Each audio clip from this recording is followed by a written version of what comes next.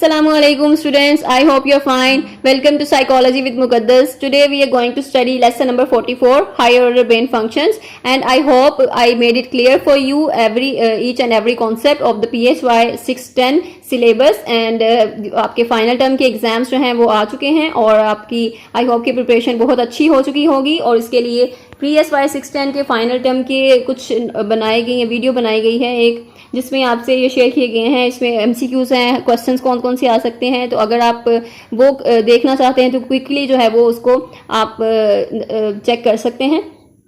सो इसमें अब मेमोरी से रिलेटेड बात है कि मेमोरी क्या है। मेमोरी जो है वो बहुत बड़ा एक पजल है जिसमें बायोलॉजिस्ट, फिजियोलॉजिस्ट, न्यूरोलॉजिस्ट सारे जो हैं वो मिलकर काम कर रहे हैं, एक्सपेरिमेंट्स कर रहे हैं, इन्वेस्टिगेट कर रहे हैं कि मेमोरी कैसे काम करती है और मेमोरी जो है वो कितना, मेमोरी के जो है वो कौन से कंपोनेंट्स हैं, फंक्शंस क्या हैं। एंड लाशले का इसमें बड़ा रोल है। लाशले जो है फर्स्ट पायनियर हैं in the area of locating engrams. And then ये इंपॉर्टेंट MCQs है। देन मेमोरी है कि मेमोरी क्या है, उसकी डेफिनेशन क्या है, कि इन्फॉर्मेशन है जो कि स्टोर होती है आपके ब्रेन में, जिसमें सेंसरी भी है, दूसरे एक्सपीरियंसेस हैं आपके। एंड देन लर्निंग है जो कि आपकी न्यू मेमोरीज को फॉर्म कर रही है।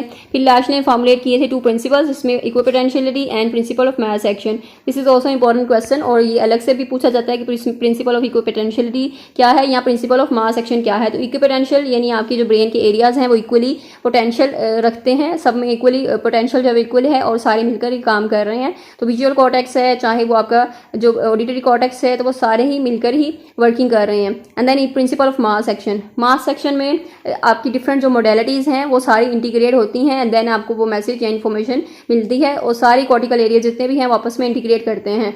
तो आपकी जो मेमोरी है वो इस तरह कंप्लीट होती है। तो ये अपने एक्सपेरिमेंट रीड करने हैं, बहुत ईजी एक्सपेरिमेंट्स हैं। एंड देन मेमोरी जो है वो उसका फंक्शन मेमोरी के क्या है, मेमोरी के जो शॉर्ट टर्म मेमोरी है, ये लॉन्ग टर्म मेमोरी है, उसके बारे में। शॉर्ट टर्म मेमोरी की स्टोरेज कितनी होती है, लॉन्ग टर्म मेमोरी कैसे क्या होती है और लॉन्ग टर्म मेमोरी में किस तरह जो है वो कॉन्सेप्ट आपके सेव रहते हैं। एंड देन हैब्स जो है ये भी इंपॉर्टेंट MCQs है। फर्स्ट पायनियर थे न्यूरो साइंस के and of memory research stated that memory remain in STM temporarily, कि मेमोरी जो है वो शॉर्ट टर्म में रहती है। And then cross modal IR transfer, इसमें बताया गया था कि it's possible to learn with one sensory mode and use what is learn in another mode. यानी आपने एक सेंसरी मोड में वो इन्फॉर्मेशन ली और आप उसको दूसरे सेंसरी मोड में वो इन्फॉर्मेशन को अप्लाई कर सकते हैं।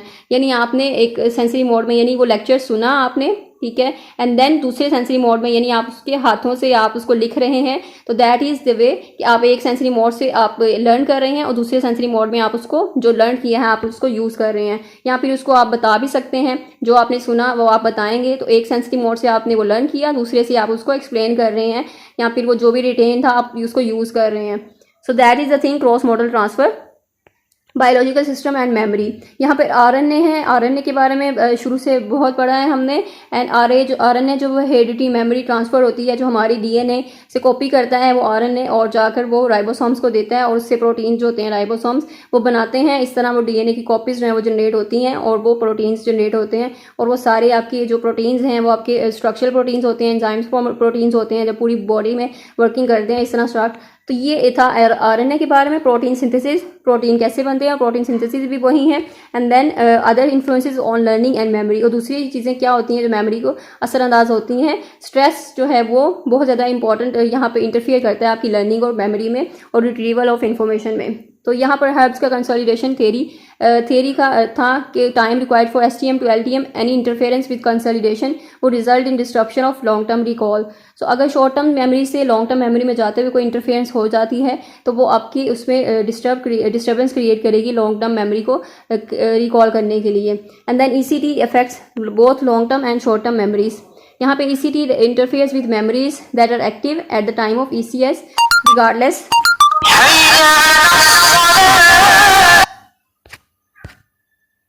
Experiments by Hubel and Wiesel have shown that anatomical changes that takes place in the visual cortex with experience. So ये भी जो important MCQs हैं, definitions हैं कुछ experiments से, उनके results से। and then super plasticity in growing brain। अब जो ग्रोइंग ब्रेन है उसकी प्लास्टिसिटी जो है वो कैसे होती है। एंड देन इसकी एग्जांपल है, एक बार इसको रीड कर रहे हैं आपने बस, और उसमें से कुछ MCQs होंगे। And then brain correlates of learning, तो अमनीशिया जो है एक ब्रेन का डिसऑर्डर, मेमोरी के डिसऑर्डर है जिसमें पेशेंट जो है वो सफ़र करता है और वो चीज़ें भूल जाता है, मेमोरी लॉस होता है। एंड देन HM है प्योर एमनीशिक था, जो जिसका केस हम शुरू से स्टडी कर रहे थे। एंड देन HM के बारे में है, देन एमनीशिया। ये एमनीशिया जो है वो इसकी भी एक सिनेरियो दिया जाएगा और क्वेश्चन पूछा जाएगा आपसे। और एमनीशिया में एंटेरोग्रेड भी है, रेट्रोग्रेड भी है।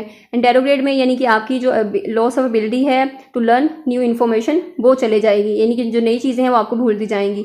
रेट्रोग्रेड जो आपकी पास्ट मेमोरीज हैं वो नहीं याद रहेंगी आपको।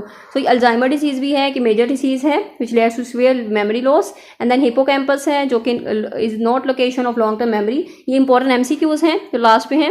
And then hippocampus is involve in transforming STM यानी शॉर्ट टर्म मेमोरी से लॉन्ग टर्म मेमोरी में उसको ट्रांसफॉर्म करने के लिए हिपोकैम्पस यूज़ होता है, इन्वॉल्व होता है उसमें। And studies have shown the importance of memory bodies and the dorsomedial thalamus in memory. So these was the MCQs. I hope I made it clear. If you have any confusion, you can ask in comment section. And don't forget to like and share this video with other students. मिलते हैं next lecture में. Till then, take care. Allah Hafiz.